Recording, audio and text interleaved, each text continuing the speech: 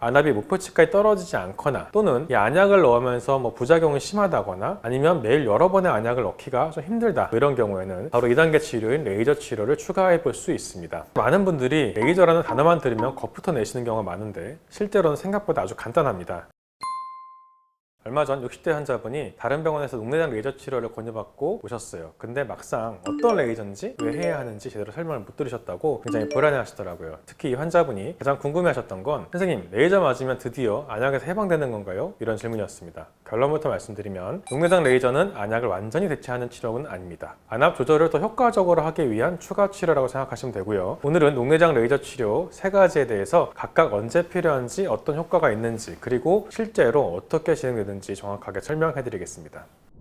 먼저 기본 개념부터 짚고 가겠습니다. 우리 눈 안에는 방수라는 투명한 액체가 계속 만들어지고 눈에서 약간 빠져나갑니다. 이 액체가 빠져나가는 배수가 막히면 안압이 올라가게 되는데, 이 높은 안압이 시신경을 지속적으로 압박하게 되면 시신경이 손상이 되면서 시야가 점점 좁아지는 거, 이게 바로 녹내장입니다. 녹내장은 크게 2가지 타입으로 나눌 수 있는데요. 첫 번째 개방각 녹내장은 배수구는 열려 있는데 필터가 막힌 경우로 녹내장에서 가장 흔한 형태입니다. 반대로 이 폐쇄각 녹내장은 배수구 자체가 막혀버린 경우로 상대적으로는 적지만 갑작스럽게 안압이 올라서 실명까지 이를 수 있기에 더 응급하고 위험하다고 생각할 수 있습니다. 중요한 점은 녹내장에서 한번 손상된 시신경은 절대로 회복되지 않습니다. 그래서 치료 목표는 완치가 아니라 앞으로 진행하는 손상을 최소화하는 거고요. 마치 고혈압이나 당뇨처럼 평생 관리해야 하는 만성질환이라고 생각하시면 됩니다. 녹내장 치료는 단계적으로 진행이 되는데요. 먼저는 안약 치료입니다. 안약 1개에서 시작을 해서 필요하면 2개, 3개까지 늘려갑니다. 녹내장 안약은 크게 보면 방수 생성을 줄이거나 배수를 촉진하는 방식으로 작동을 하게 되고요. 작용 방식이 다른 안약들을 조합했을 때 시너지 효과가 나기 때문에 여러 개를 함께 쓰게 되는 겁니다. 그런데 만약 안약을 2개, 3개 이렇게 썼을 때도 안압이 목표치까지 떨어지지 않거나 또는 이 안약을 넣으면서 부작용이 심하다거나 아니면 매일 여러 번의 안약을 넣기가 좀 힘들다, 이런 경우에는 바로 2단계 치료인 레이저 치료를 추가해 볼 수 있습니다. 그리고 레이저로도 안압 조절이 충분하지 않다, 이런 경우에는 3단계로 수술까지 고려할 수 있습니다. 오늘은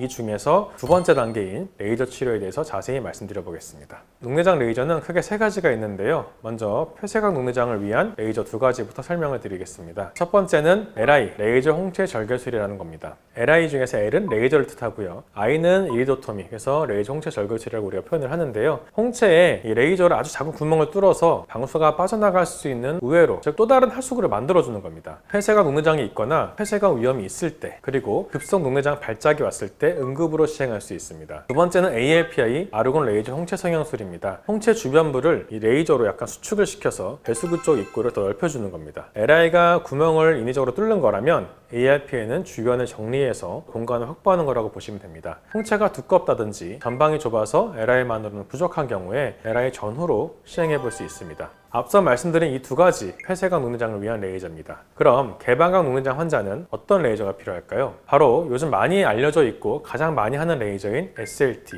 선택적 레이저 섬유질 성형술입니다. 개방각 녹내장에서 안압 조절이 부족할 때 시행하는 시술인데요. 섬유질환은 이 배수구 필터를 레이저로 자극을 해서 배수 기능을 회복시키는 겁니다. 막힌 정수기 필터를 청소하는 것과 비슷하다고 보시면 됩니다. 언제 하냐면 개방각 녹내장에서 안약만으로는 안압 조절이 부족할 때가 많고, 안약 부작용이 심하거나 약을 제때 잘 못 넣으시는 경우에도 고려할 수 있고요. 안약을 쓰시다가 임신을 하게 되신 여성분들께서는 임신 기간 중에 이 레이저를 통해서 낮은 안압을 유지해 볼 수 있습니다. 최근 일부 연구에서는 초기 개방각 녹내장에서 안약 대신 첫 치료로 시도하는 것도 연구되고 있습니다만, 아직은 안약이 표준적인 1차 치료로 생각하시면 되겠습니다. 효과는 어떨까요? 임상 연구에 따르면 SLT를 시행하면 안압이 평균 20%에서 30% 정도 떨어진다고 보고가 되어 있고요. 다만 개인차가 있기 때문에 일부에서는 효과가 더 클 수도 있고 또는 작을 수도 있습니다. 효과는 보통 2년에서 3년 정도 지속된다고 되어 있고, 효과가 떨어지면 다시 시행해 볼 수 있고요. 2회에서 3회까지 반복적으로 해도 비교적 안전한 레이저 시술입니다. 주의하실 점이 있는데 약 10%에서 20% 정도는 SLT 반응이 없거나 미미할 수 있습니다. 이런 경우에는 안약을 추가하거나 녹내장 수술을 고려할 수 있겠습니다. 많은 분들이 레이저라는 단어만 들으면 겁부터 내시는 경우가 많은데 실제로는 생각보다 아주 간단합니다. 마취 안약을 넣고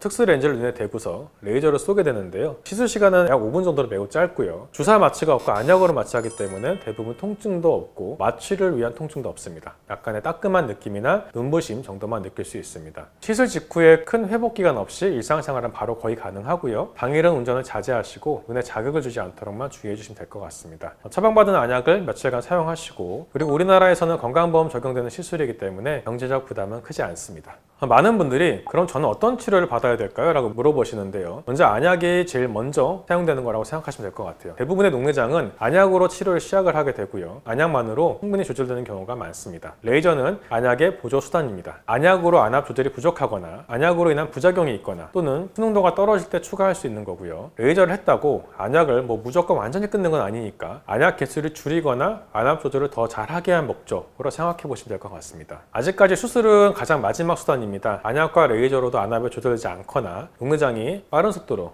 또는 아주 계속적으로 진행할 때 고려할 수 있겠습니다.